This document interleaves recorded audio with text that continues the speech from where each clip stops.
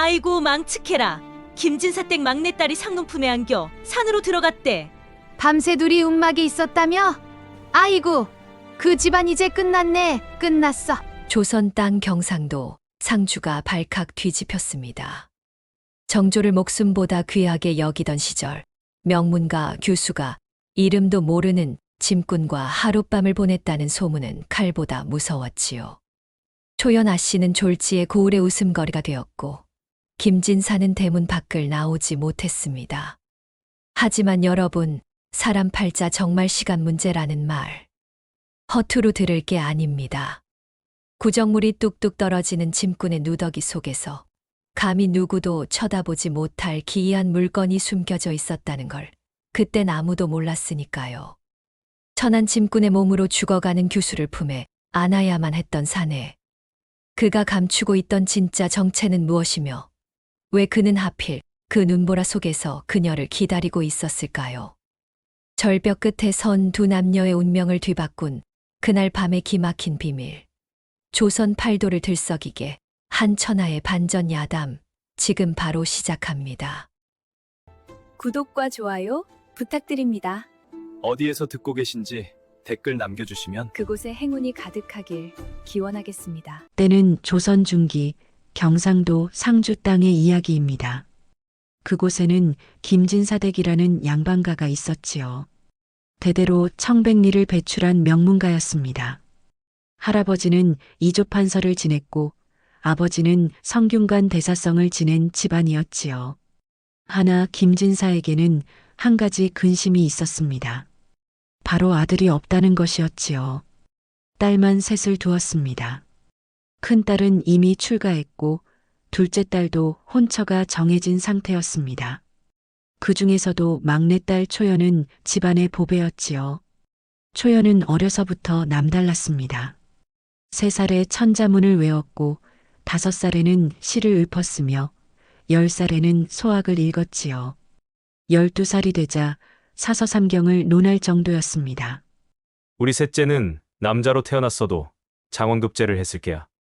김진사는 늘 이렇게 자랑하곤 했습니다. 초연의 명성은 고을을 넘어 경상도 전체에 퍼졌지요. 주위 고을 수령이 직접 찾아와 시를 청할 정도였습니다. 김진사, 따님의 재주가 보통이 아니라 들었소. 한 수 부탁하오. 초연은 붓을 들어 단숨에 시를 지었습니다. 산중에 꽃이 피니 봄인 줄 알겠고 들에 벼가 익으니 가을인 줄 알겠네. 하나 사람의 마음은 사시사철 변하니 어찌 계절로 헤아릴 수 있으리오. 수령이 감탄했지요. 과연 명불허전이구려. 이 시 한 수의 세상의 이치가 다 담겨 있소. 그렇게 초연은 21살이 되었습니다. 혼처는 넘쳐났지요. 경상감사의 아들, 한양판서의 조카, 심지어 종친의 후손까지 중매를 넣었습니다. 하나 초연은 선뜻 마음이 내키지 않았습니다. 아버님, 혼인은 제가 직접 보고 정하고 싶습니다. 이 아이가. 규수가 어찌 남정네를 직접 본단 말이냐? 그래도 평생을 함께할 사람인데 어찌 모르는 사람과 혼인을 하겠습니까? 초연은 그렇게 혼처를 미루고 있었습니다. 그러던 어느 해 섣달 금음이었지요. 그날 아침 큰언니네 집에서 급한 전갈이 왔습니다. 아씨, 큰마님께서 해산을 하신다고 합니다. 뭐라고? 언니가? 초연은 벌떡 일어났습니다. 큰언니는 첫 아이를 가진 터였지요. 그것도 30이 넘어 늦둥이로 가진 귀한 아이였습니다. 당장 가마를 준비해라. 언니 곁에 가야겠다. 하녀 춘애가 황급히 말렸습니다. 아씨, 밖을 보십시오. 눈이 펑펑 내리고 있습니다. 바람도 몹시 거센데 어찌 가시려 합니까? 창밖을 보니 정말 눈보라가 몰아치고 있었습니다. 한치 앞도 보이지 않을 정도였지요. 하나 초연의 마음은 급했습니다. 언니가 첫 아이를 낳는데 어찌 안 갈 수 있겠느냐. 춘애야, 걱정 마라. 해지기 전에 도착할 게다. 아씨, 그래도 아버님께 말씀드리고 오너라. 나는 먼저 준비하겠다. 김진사도 걱정했습니다. 초연아, 날이 너무 험하구나. 내일 가는 게 어떻겠느냐? 아버님, 언니가 지금 아이를 낳고 있습니다. 제가 곁에 없으면 얼마나 무서워하겠습니까? 걱정 마십시오. 가마꾼들도 길을 잘 아니까요. 어머니 심씨 부인도 말했습니다. 영감, 큰딸이 해산하는데 동생이 가고 싶다는 걸 어찌 말립니까? 가마꾼을 늠름한 자들로 골라보내시지요. 결국 초연은 길을 나섰습니다. 가마꾼 넷과 하녀 춘애를 데리고 말이지요. 십리길, 평소 같으면 한식경이면 도착할 거리였습니다. 하나 하늘의 뜻은 달랐지요. 산길에 접어들자 눈보라가 더욱 거세졌습니다. 바람이 휘몰아쳐 가마가 흔들렸지요. 아씨, 앞이 보이지 않습니다. 가마꾼들이 소리쳤습니다. 조금만 더 가면 고갯마루입니다. 거기까지만 가면 내리막길이니 괜찮을 겁니다. 초연이 용기를 북돋았으나 상황은 점점 악화되었습니다. 눈은 더욱 거세게 내렸고 바람은 칼날처럼 매서웠지요. 가마꾼들의 손발이 얼어붙기 시작했습니다. 아씨, 이러다 정말 큰일 나겠습니다. 저기, 저 바위 밑으로 가자. 잠시 눈을 피하자. 필사적으로 바위 틈을 찾았습니다.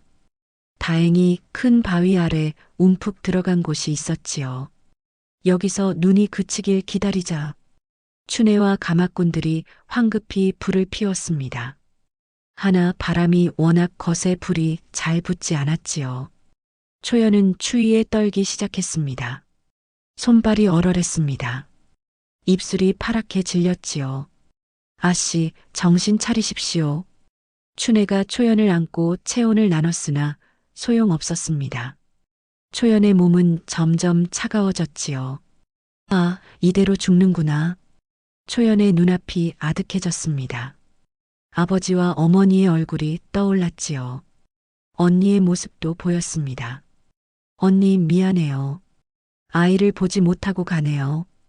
눈물이 흘러내렸습니다. 그리고 그 눈물이 뺨에서 얼어붙었지요. 춘애가 울부짖었습니다. 아씨, 눈 뜨십시오. 아씨. 가마꾼들도 절규했습니다. 이를 어쩌면 좋단 말입니까? 바로 그때였습니다. 거기 누구 없소? 눈보라를 뚫고 우렁찬 목소리가 들려왔습니다. 춘애가 고개를 들었습니다. 눈보라 속에서 거대한 그림자가 다가오고 있었지요. 마치 산이 움직이는 것 같았습니다. 저게 뭡니까? 가마꾼들이 겁에 질렸습니다. 그림자가 점점 가까이 왔습니다. 그리고 마침내 모습을 드러냈지요. 집채만한 사내였습니다. 아니, 살아있는 바위 같았습니다. 키는 팔척이 넘어 보였고 어깨는 문짝보다 넓었으며 몸집은 곤만했지요. 얼굴은 검게 그을려 있었고 수염이 덥수룩했습니다. 무엇보다 그 눈빛이 예사롭지 않았지요. 등에는 커다란 지게를 지고 있었습니다. 온갖 짐이 산더미처럼 쌓여 있었지요. 이 양반이 누구시오? 가마꾼이 떨리는 목소리로 물었습니다. 사내는 대답도 없이 곧장 초연에게로 달려왔습니다. 그리고 초연의 얼굴을 들여다봤지요. 이것들이 뭐하는 게냐? 아씨가 얼어 죽게 생겼잖느냐? 우렁찬 목소리가 바위를 울렸습니다. 저희가 뭘 어쩌란 말입니까? 불도 제대로 못 피우고 있으면서 이래서야 되겠느냐? 사내는 단숨에 지게를 내려놓았습니다. 그리고는 초연을 번쩍 들어 올렸지요. 마치 깃털을 드는 것처럼 가벼웠습니다. 여봐라. 이 산 것이 감히 양반 규수를 손으로. 춘애가 소리쳤습니다. 사내가 돌아봤습니다. 그 눈빛에는 분노가 가득했지요. 말을 말어. 지금 목숨이 경각인데 양반 상놈이 어디 있단 말이냐? 신분 따지다 죽으면 그게 무슨 소용이냐? 춘애가 할 말을 잃었습니다. 사내의 말이 맞았습니다. 지금은 초연의 목숨이 먼저였지요. 사내는 자신의 누더기 도롱이를 벗었습니다. 그리고는 초연을 꼭 감쌌지요. 그런 다음 초연을 자신의 등에 업었습니다. 여기서 기다리면 모두 얼어 죽을 겁니다. 나를 따라오시오. 어디로 가신단 말입니까? 내가 묵는 곳이 있습니다. 거기 가면 불을 피울 수 있소. 사내는 초연을 업은 채 다시 지게까지 짊어졌습니다. 그 힘이 어찌나 센지 사람 하나와 짐을 동시에 지고도 성큼성큼 걸었지요. 춘애와 가마꾼들은 놀라움을 금치 못했습니다. 저 사람 힘이 장사로구먼. 저게 사람이냐, 곰이냐? 눈보라를 뚫고 한 식경쯤 걸었을까요? 사내는 산 중턱의 작은 움막 앞에 섰습니다. 여기가 내가 묵는 곳이오. 움막은 정말 초라했습니다. 지프로 얼기설기 엮어 만든 것이었지요. 바람이 불면 날아갈 것 같았습니다. 하나 안으로 들어서자 생각보다 아늑했습니다. 바람이 들어오지 않았고 온기가 있었지요. 사내는 초연을 조심스럽게 내려놓았습니다. 그리고는 능숙하게 불을 지폈지요. 이 불은 특별합니다.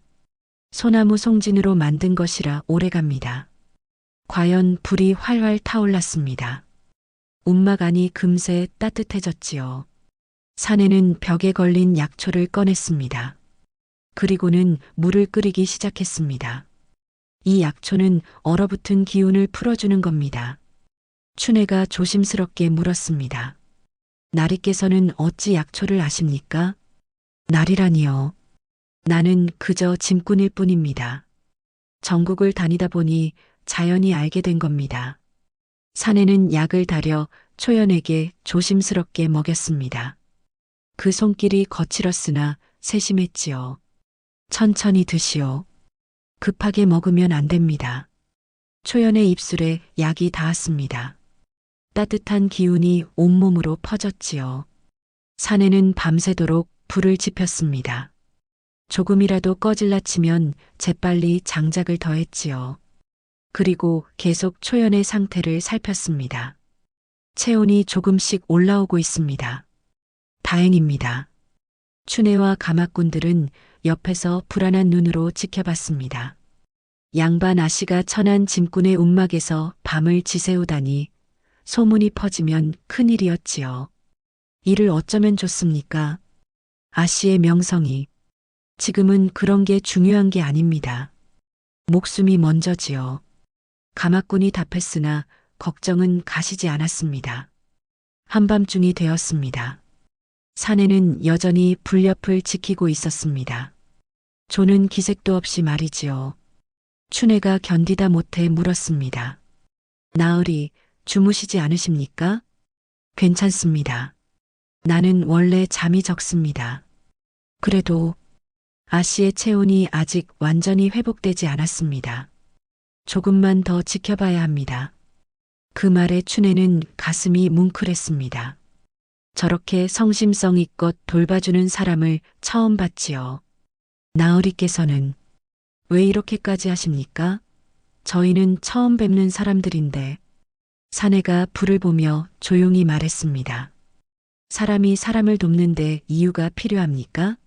길에서 쓰러진 사람을 보면 당연히 구해야지요. 그게 사람의 도리 아닙니까?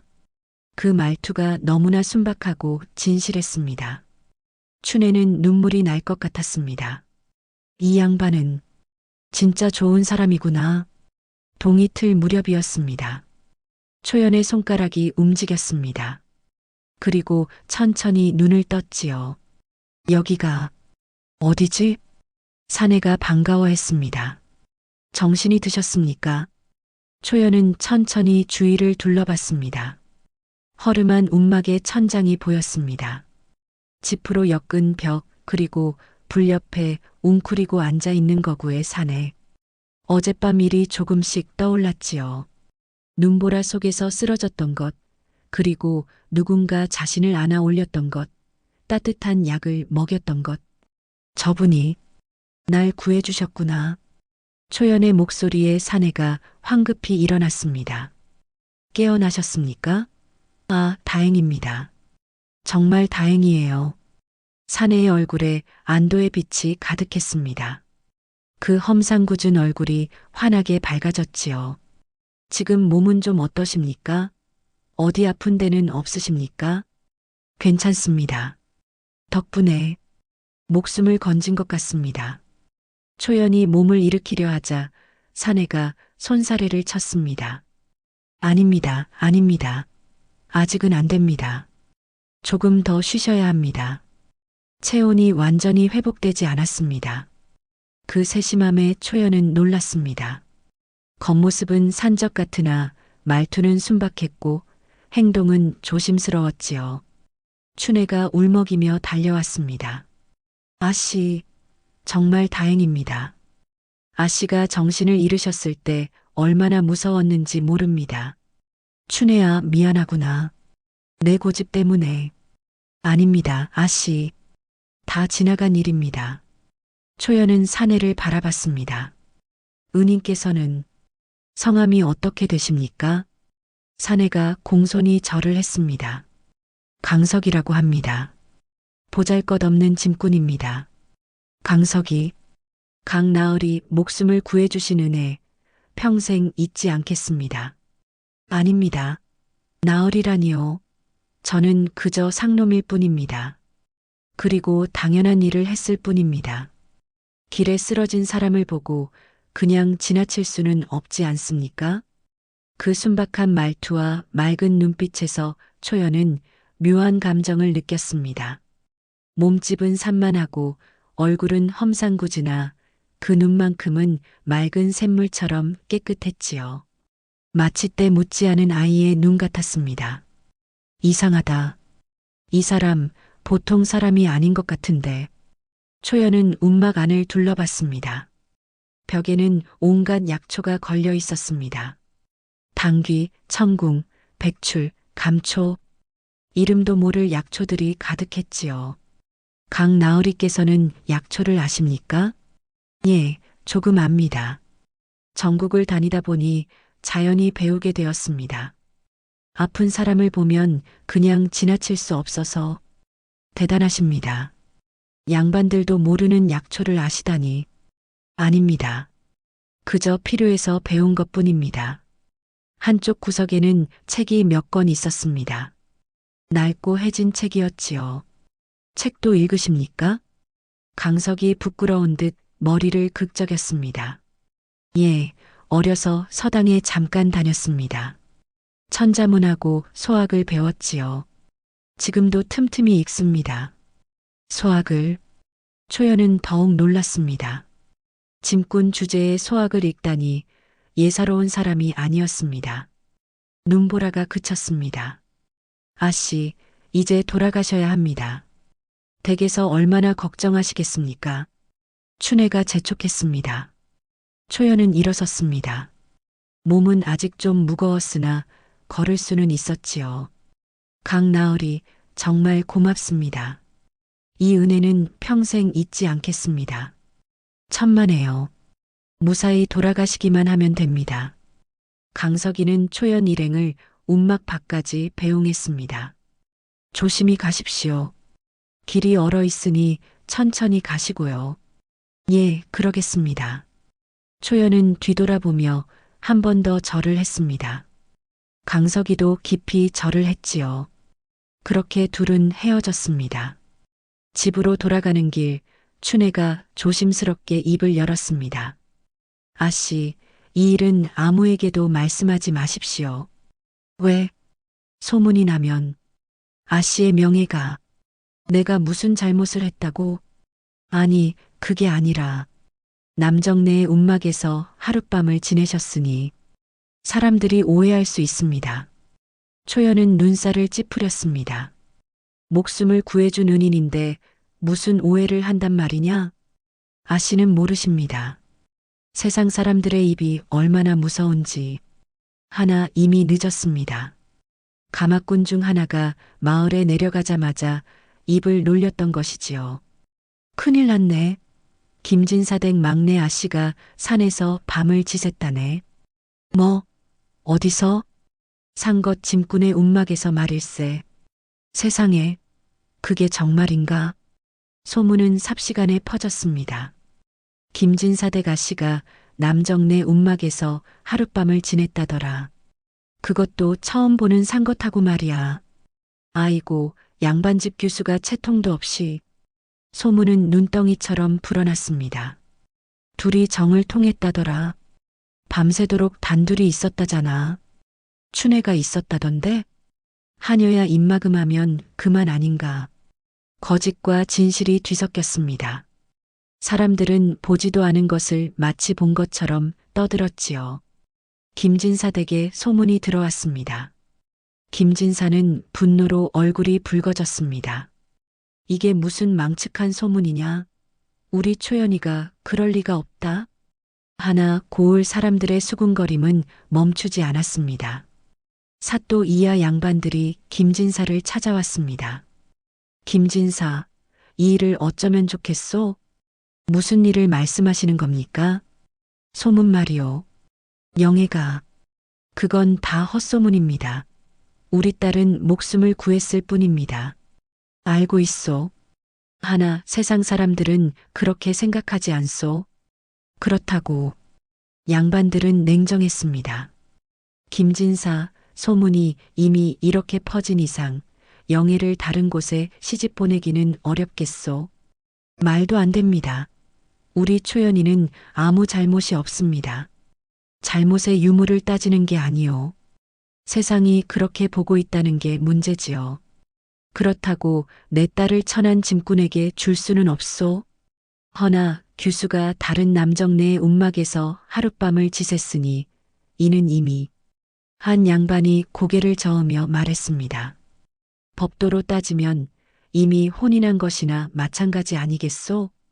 그게 무슨 말씀입니까? 남녀 7세 부동석이라 했습니다.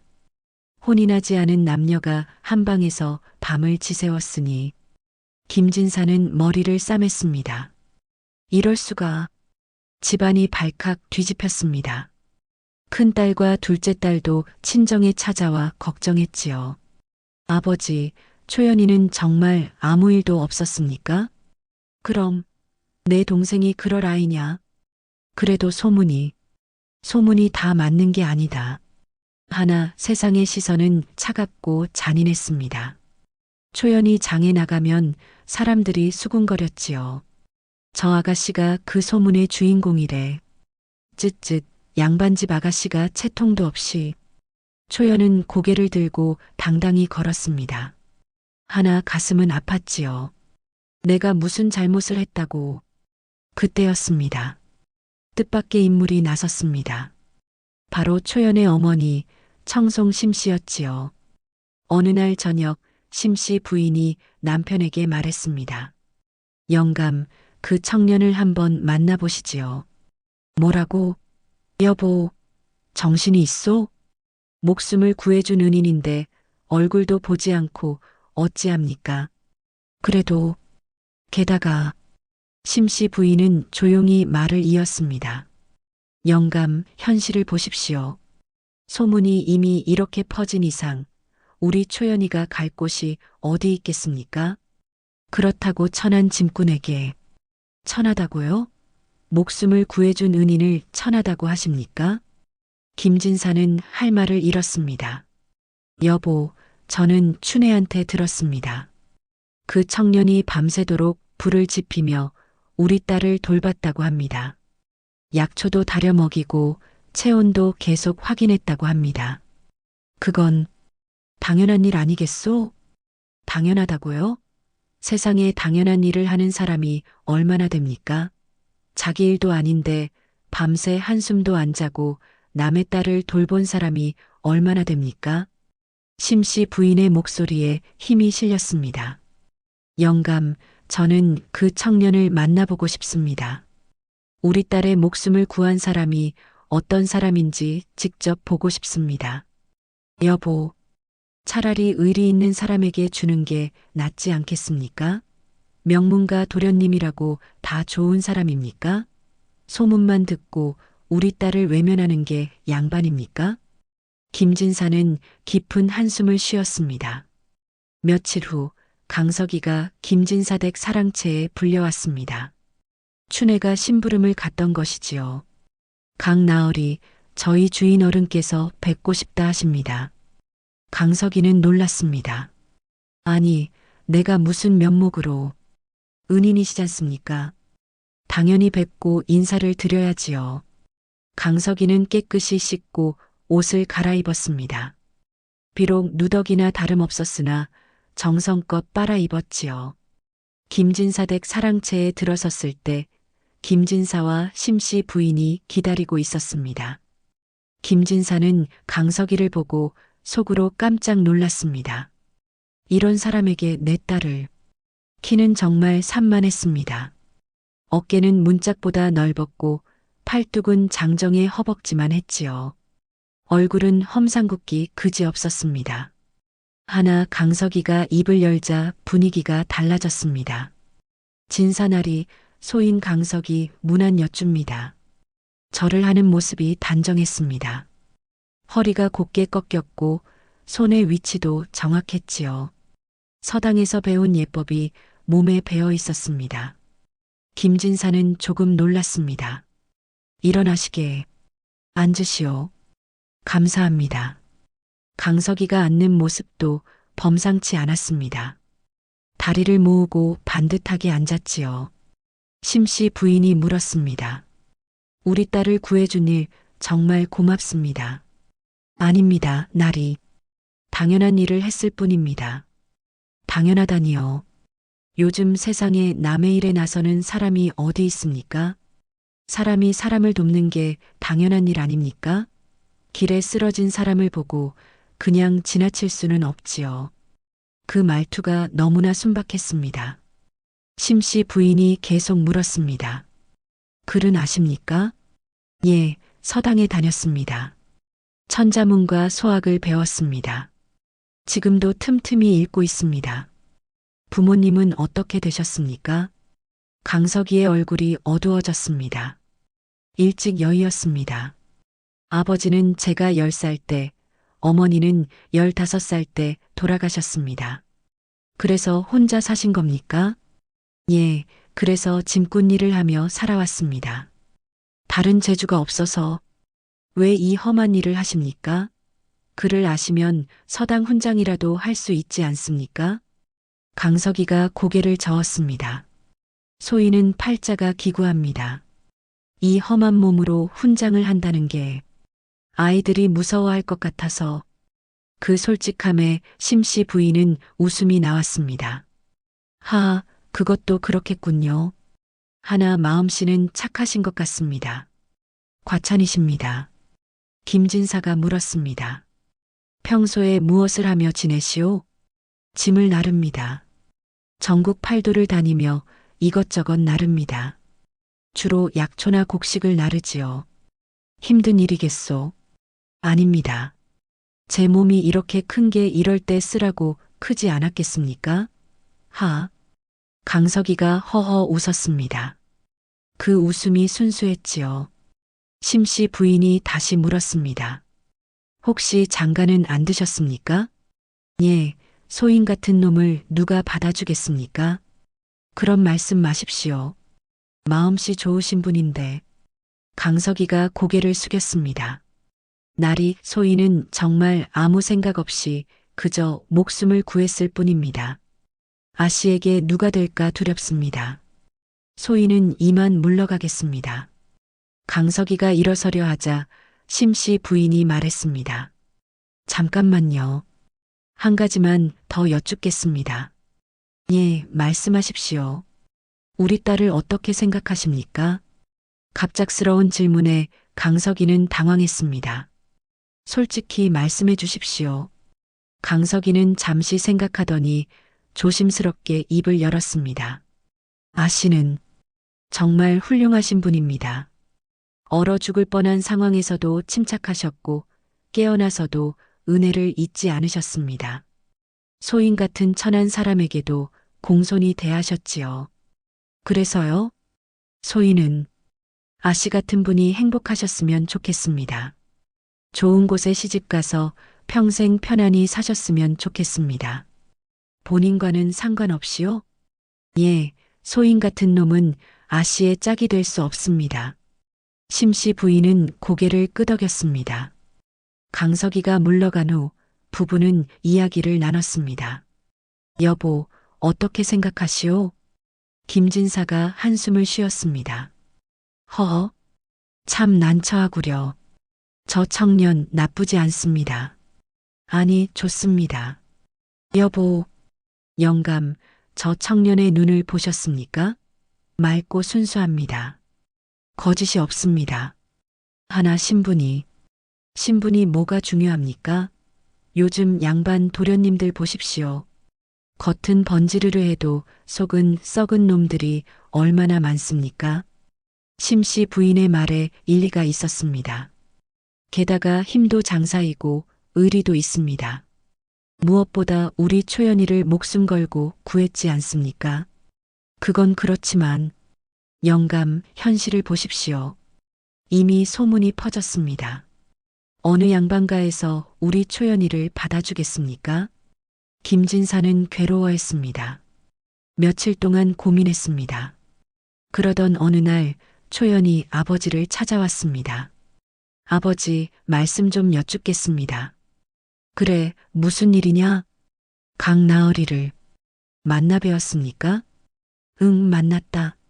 어떠셨습니까? 김진사는 잠시 망설이다 말했습니다. 나쁘지 않더구나. 아니, 좋았다. 순박하고 의리 있는 사람 같았다. 초연이 고개를 끄덕였습니다. 아버지, 저 그분과 혼인하고 싶습니다. 뭐라고? 목숨의 은인입니다. 그리고 좋은 분입니다. 제가 보기에도 그렇습니다. 초연아, 내가 무슨 말을 하는지 아느냐? 압니다. 하나 이미 소문이 퍼졌습니다. 어차피 다른 곳에 시집갈 수도 없습니다. 그렇다면 차라리 은인에게 가는 게 낫지 않겠습니까? 김진사는 딸의 의연한 모습에 놀랐습니다. 정말 괜찮겠느냐? 예, 아버지. 저는 괜찮습니다. 결국 혼례가 결정되었습니다.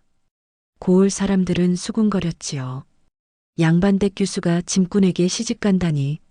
체면도 체면이지만 앞날이 걱정이로구먼. 쯧쯧, 김진사 댁도 참. 하나 정작 당사자들은 담담했습니다.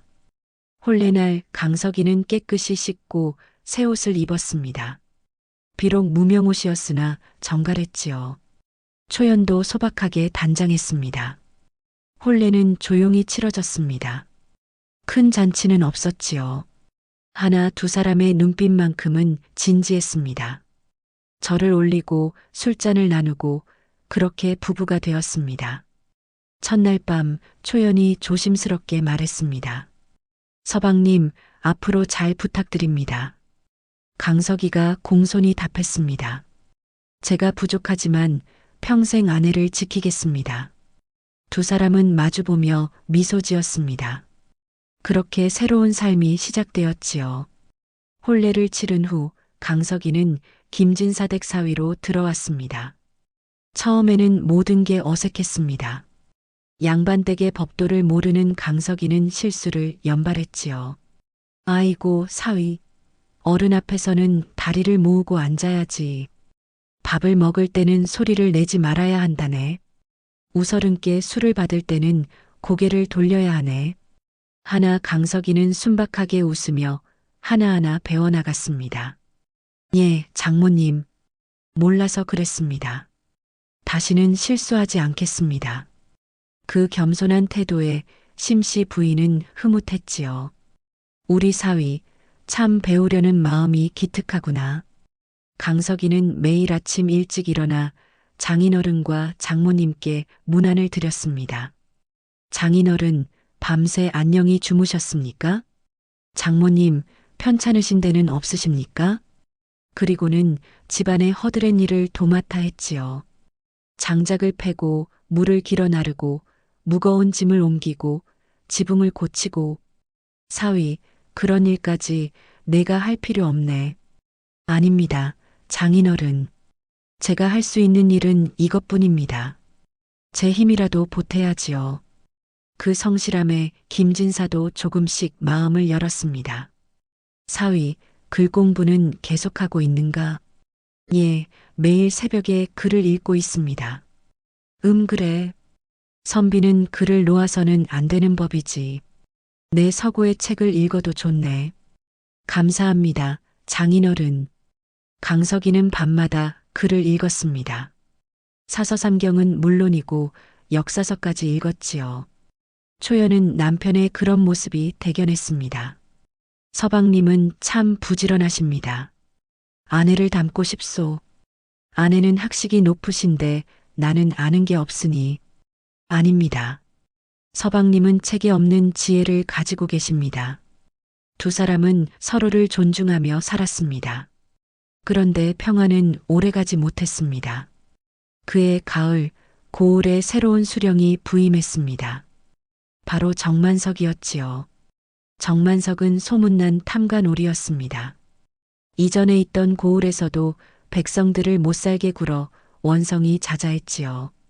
부임하자마자 온갖 명목으로 세금을 거두었습니다. 도로를 닦는다고 세금을 거두고 관청을 수리한다고 세금을 거두고 이게 말이 되는 소리냐? 백성들이 원망했으나 소용없었습니다. 양반들에게도 뇌물을 요구했지요. 어느 날 정만석이 김진사를 불렀습니다. 김진사, 자네 집안이 부자라 들었네. 내게 은자 100냥만 꾸어주게. 수령께서 농담을 하십니다. 저희는 청빈한 가문입니다. 청빈? 허허, 그 청빈한 집에서 딸 셋을 키우고 사위까지 들였는가? 그것도 짐꾼을 사위로? 정만석의 말투에 비아냥이 섞여 있었습니다. 수령, 제 가정사를 들먹이시는 겁니까? 아니, 그냥 이상해서 말이야.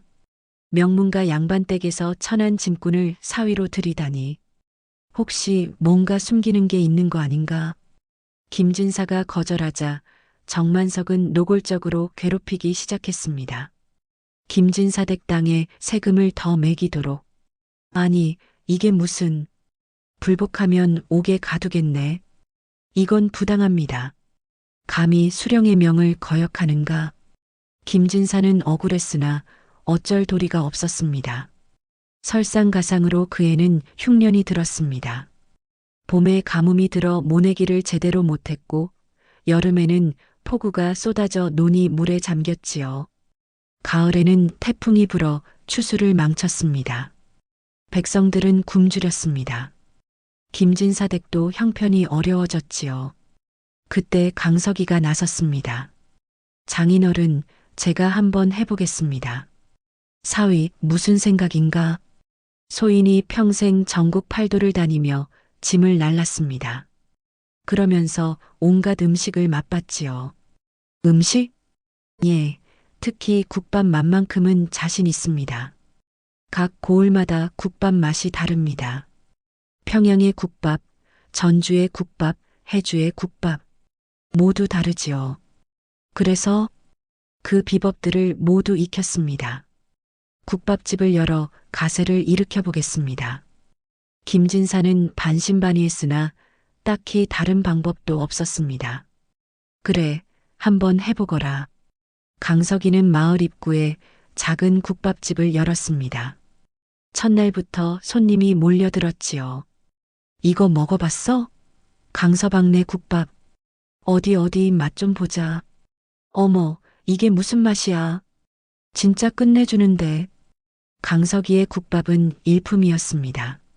선지국의 국물은 진하면서도 느끼하지 않았고 곰탕의 육수는 고소하면서도 깊은 맛이 났으며 해장국의 얼큰함은 속을 확 풀어주었지요. 강서방, 이 맛의 비결이 뭐요? 허허, 비결은 정성입니다. 뼈를 하루 종일 고아야 하고 불 조절을 잘해야 하지요. 대단하오. 국밥집은 대박이 났습니다. 해가 뜨기 전부터 해가 진 후까지 손님이 끊이지 않았지요. 돈이 벌렸습니다. 김진사댁 살림이 나아지기 시작했습니다. 하나 강석이는 욕심을 부리지 않았습니다. 가난한 사람들에게는 값을 깎아줬고 굶주린 이들에게는 공짜로 국밥을 주었지요. 나으리, 돈이 없는데. 괜찮소? 배고픈데 어찌 그냥 보내겠소? 고맙습니다, 나으리. 겨울이 되자 흉년의 여파가 극에 달했습니다. 굶어 죽는 사람들이 속출했지요. 아이들이 길가에서 밥을 구걸했고 노인들은 추위와 배고픔에 쓰러졌습니다. 강석이는 초연과 상의했습니다. 여보, 나는 국밥을 무료로 나눠주려 하오. 여보, 그러면 우리 가게가. 초연은 놀랐습니다. 괜찮소? 사람이 굶어 죽는데 장사가 무슨 소용이요? 우리는 그래도 먹을 게 있지 않소? 하지만, 여보, 나를 믿어주시오. 하늘이 알아주실 겁니다. 초연은 남편의 맑은 눈을 보았습니다. 그 눈에는 진심이 가득했지요. 알겠어요, 서방님. 저도 도울게요. 강석이는 매일 수백 그릇의 국밥을 무료로 나눠줬습니다. 새벽부터 밤늦게까지 국을 끓였습니다. 초연도 옆에서 도왔지요. 소문을 듣고 사람들이 몰려들었습니다. 강서방내서 공짜로 국밥을 준다더라. 세상에 이런 은인이. 노인, 아이, 병자, 거지. 모두가 와서 국밥을 먹었습니다. 강석이는 누구에게나 웃으며 국밥을 떴지요. 많이 드시오. 배부르게 드시오. 어느 날 산적들까지 찾아왔습니다. 험상궂은 산의 대여섯이 국밥집 앞에 섰지요. 우리도 한 그릇씩 얻어먹을 수 있겠소? 사람들이 겁을 먹고 물러났습니다. 하나 강석이는 태어냈습니다. 얼마든지 드시오. 배고픈 건 다 똑같지 않소? 자, 여기 앉으시오. 산적들은 어리둥절했습니다. 보통 사람들은 자기들만 보면 도망가는데 이 산에는 태연이 국밥을 내주었지요. 고맙소. 산적 두목이 국밥을 한 숟갈 떠먹었습니다. 오, 이 맛이 맛있습니까? 맛있다는 말로는 부족하오. 이건 어머니의 손맛이오. 산적 두목의 눈에 눈물이 맺혔습니다. 우리 어머니가 어려서 끓여주시던 국밥 맛이 이랬소. 다른 산적들도 국밥을 먹으며 고개를 끄덕였습니다. 정말 그렇소? 옛날 생각이 나는구려. 산적 두목이 강석이를 바라봤습니다. 나으리, 의리 있는 분이구려. 이 은혜는 잊지 않겠소. 은혜라니요. 그냥 국밥 한 그릇인데요. 아니요. 나으리는 우리를 사람 취급해 주셨소. 산적이라고 피하지도 않고 당당히 밥을 주셨소. 그게 얼마나 고마운지 아시오? 산적들은 국밥값으로 은자를 놓고 갔습니다. 받을 수 없소? 나으리의 마음은 받았소. 하나 우리도 자존심이 있소. 공짜로 얻어먹을 수는 없소. 그렇게 산적들도 강석이의 인심에 감복했습니다. 하나 정만석은 이를 갈았습니다. 감히 내 허락도 없이 백성들에게 죽을 나눠준다고? 정만석은 강석이를 관하로 불러들였습니다. 내 놈이 백성들을 선동하고 있구나. 아닙니다, 수령. 그저 굶주린 이들을. 입 닥쳐. 내 놈이 무슨 신보로 공짜 국밥을 나눠준단 말이냐? 사람이 굶어 죽는데 어찌 보고만 있겠습니까? 그건 관아에서 할 일이다. 내 놈이 나서서 할 일이 아니야. 하나 관아에서는 아무것도 하지 않고 있지 않습니까? 뭐야? 감히 관아를 비판해? 정만석은 분노했습니다. 당장 국밥집 문을 닫아라. 그럴 수는 없습니다. 뭐야? 감히 관아의 명을 거역해. 사람들이 굶어 죽고 있습니다. 제가 문을 닫으면 더 많은 사람이 죽습니다. 내 놈. 정만석은 관노들을 불렀습니다. 저놈을 잡아가 두어라. 관노들이 강석이를 붙잡으려 했습니다. 바로 그때 밖에서 함성이 들렸습니다. 우리 은인을 건드리면 가만두지 않겠다. 산적들이었습니다. 대여섯 명의 산적이 관아 앞에 나타났지요. 뭐야 이놈들. 우리는 강서방의 은혜를 입은 사람들이요. 강서방을 건드리면 우리와 싸워야 할 것이요. 정만석은 당황했습니다. 저놈들을 잡아라. 하나 산적들은 무술이 뛰어났습니다. 관노들을 순식간에 제압했지요. 수령? 백성을 괴롭히는 것도 모자라 은인을 잡아가두려 하는가. 이놈들. 난동이 벌어졌습니다. 정만석은 더 많은 관노를 동원했고 급기야 김진사대까지 습격하려 했지요. 김진사? 내 놈의 사위가 산적과 한통속이구나. 말도 안 되는 소리를. 내 놈도 같은 무리다. 옥에 가두어라. 김진사와 강석이가 옥에 갇히게 되었습니다. 김진사댁은 풍비박산이 날 위기에 처했지요. 초연은 울며 남편에게 매달렸습니다. 서방님, 이러지 마세요. 제발. 여보, 걱정 마시오. 하늘이 알아주실 겁니다. 하늘이 무슨 소용입니까? 당신이 옥에 갇히는데. 바로 그때였습니다. 강석이가 차고 있던 주머니에서 무언가 번쩍였지요. 아니, 이것은 정만석의 얼굴이 하얗게 질렸습니다. 암행어사의 마패였습니다. 출두하라. 전 경상감사 정만석. 우렁찬 목소리가 옥사를 넘어 관아 전체를 울렸습니다. 강석이, 아니 강석준 암행어사가 마패를 높이 들었지요. 그 마패가 햇빛을 받아 찬란하게 빛났습니다. 나는 임금님의 명을 받들어 이 고을의 민심을 살피던 암행어사다. 관아가 발칵 뒤집혔습니다. 어사 또?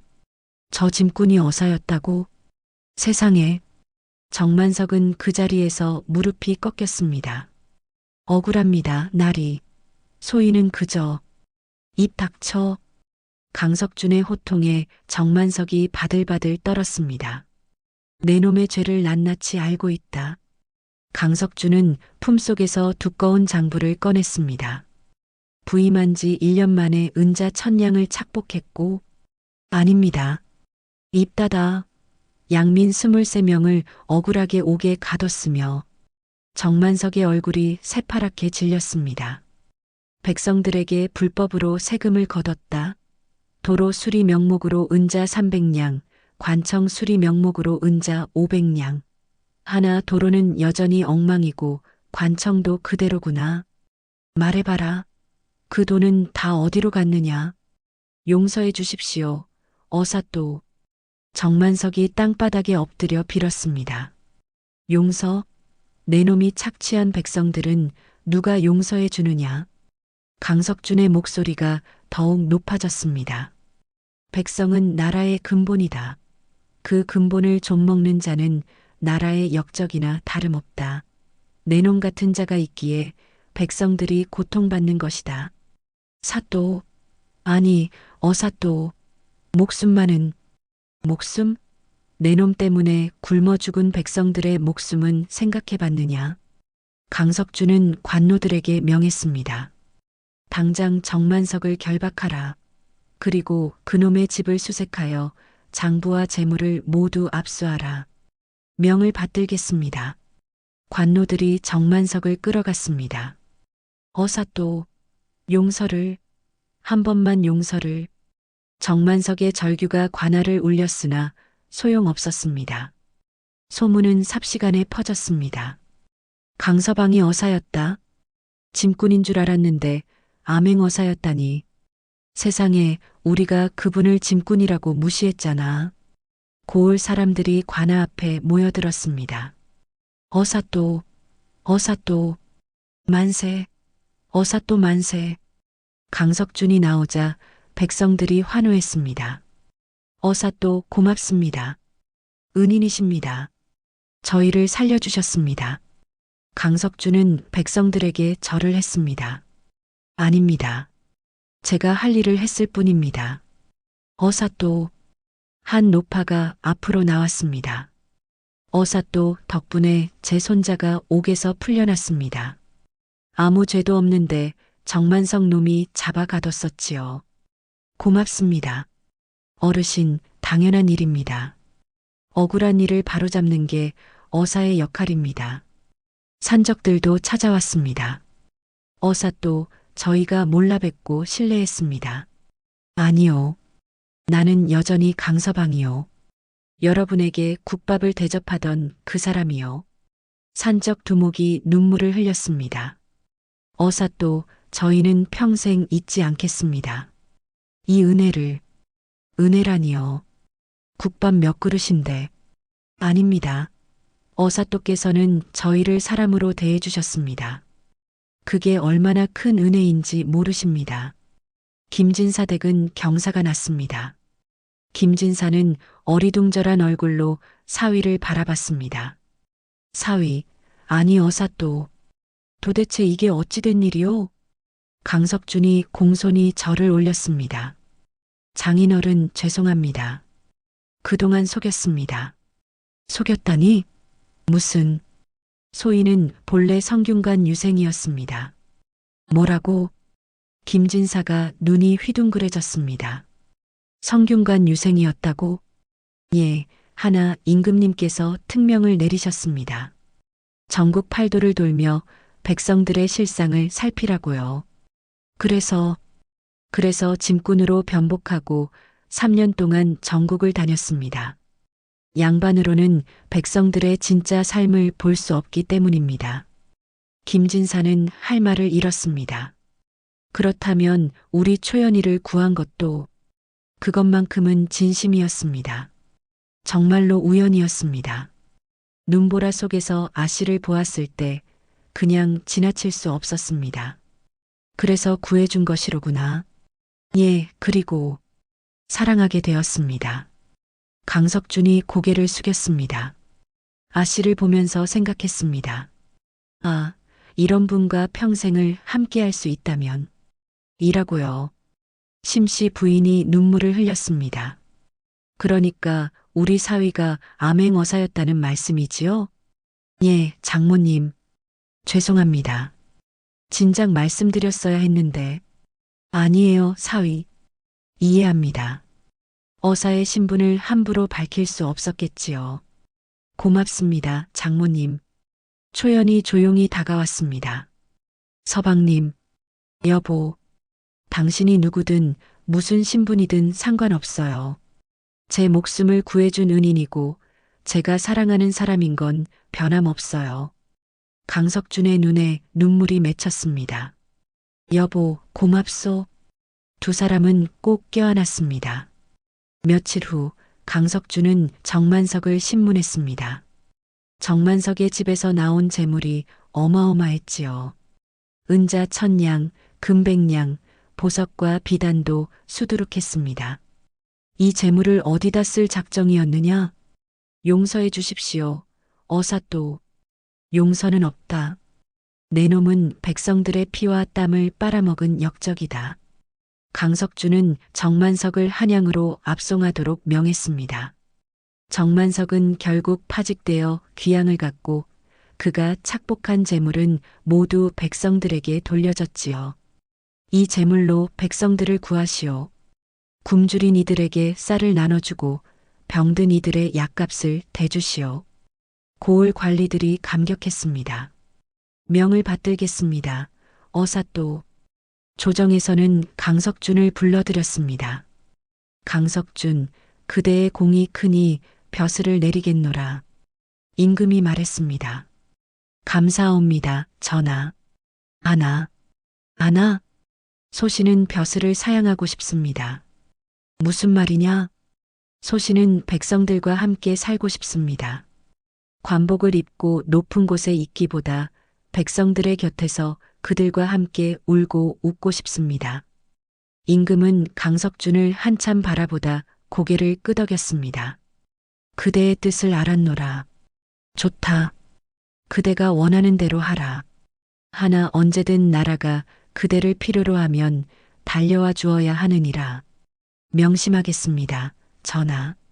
강석주는 다시 고향으로 돌아왔습니다. 고을 사람들이 환영했지요. 어사또가 돌아오셨다. 만세. 강석주는 어사의 직을 내려놓고 다시 국밥집을 열었습니다.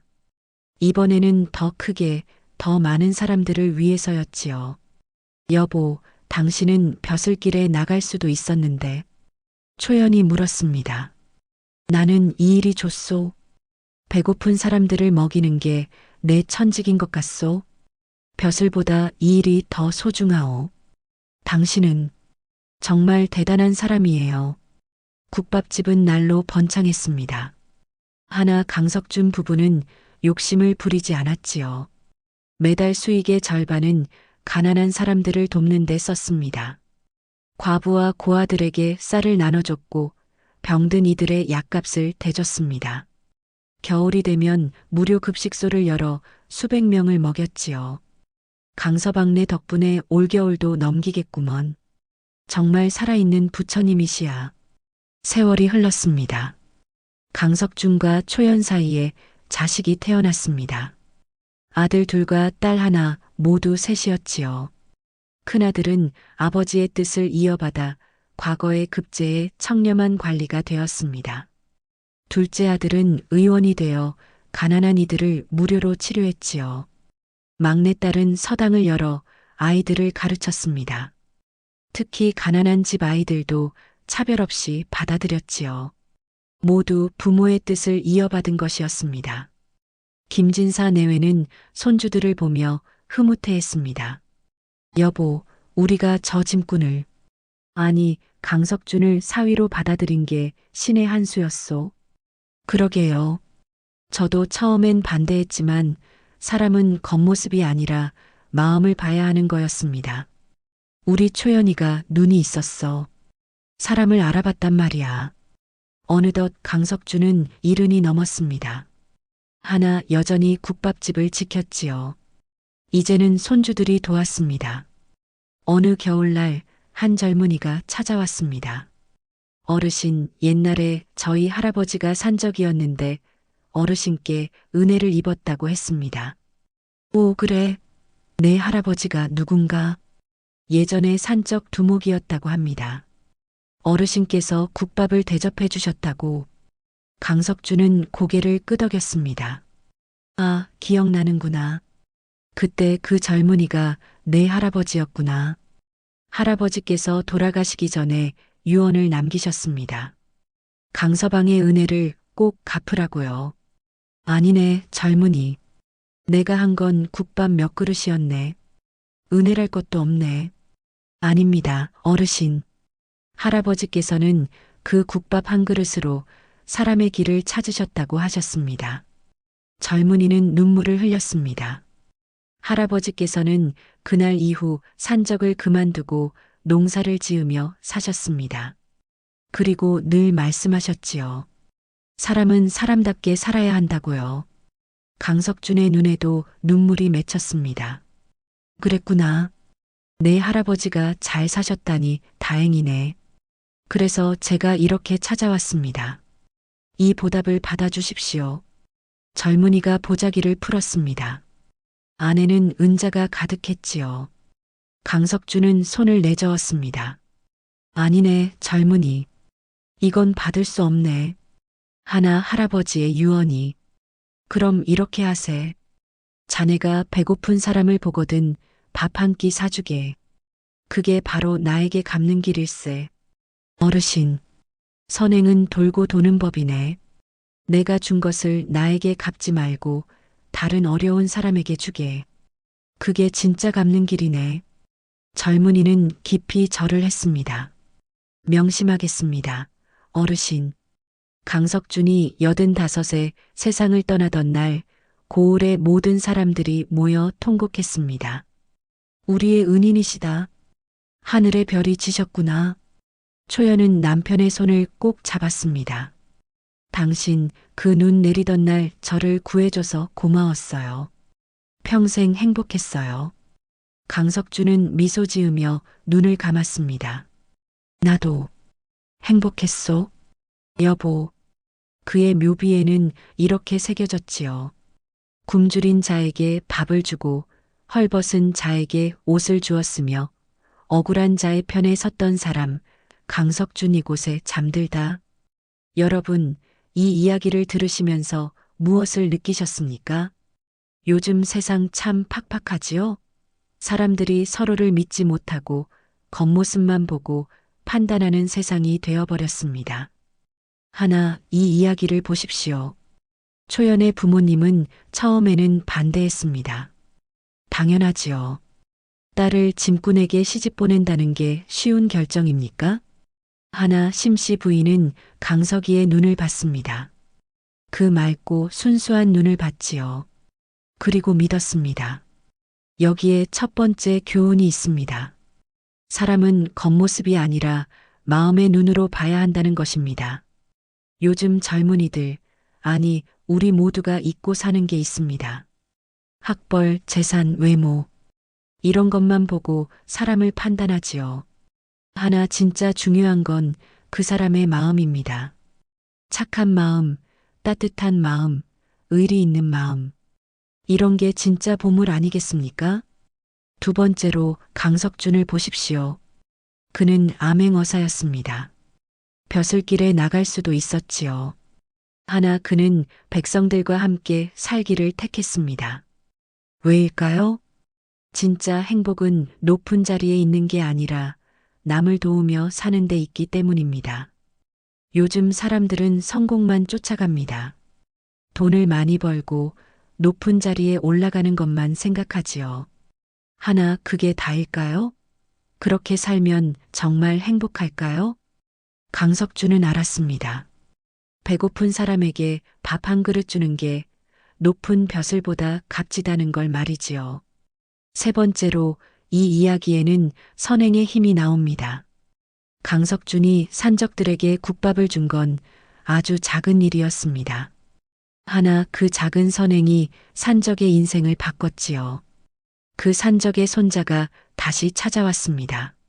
선행이 대를 이어 전해진 것입니다. 여러분, 오늘 누군가에게 작은 선행을 베풀어 보시지 않겠습니까? 힘든 사람에게 따뜻한 말 한마디, 배고픈 사람에게 밥 한 끼, 외로운 사람에게 전화 한 통. 이런 작은 선행이 세상을 바꿉니다. 마지막으로 인생사 세옹지 마라는 말이 있지 않습니까? 초연은 눈보라에 죽을 뻔했습니다. 그게 화였지요. 하나 그 화가 복이 되었습니다. 좋은 남편을 만났으니까요. 소문이 퍼져 집안이 망신을 당했습니다. 그것도 화였지요. 하나 그 화가 또 복이 되었습니다. 진짜 좋은 사람과 혼인하게 되었으니까요. 여러분, 지금 힘든 일을 겪고 계십니까? 낙심하지 마십시오. 그 화가 언젠가 복이 될 수 있습니다. 여러분 모두 강석준 같은 따뜻한 마음을 가지시길, 그리고 초연의 부모님처럼 사람의 진심을 알아보는 지혜를 가지시길 바랍니다. 그리고 기억하십시오. 선행은 반드시 복으로 돌아옵니다. 당장은 아니어도 언젠가는 말입니다. 이 이야기가 여러분의 마음에 따뜻한 위로가 되었으면 좋겠습니다.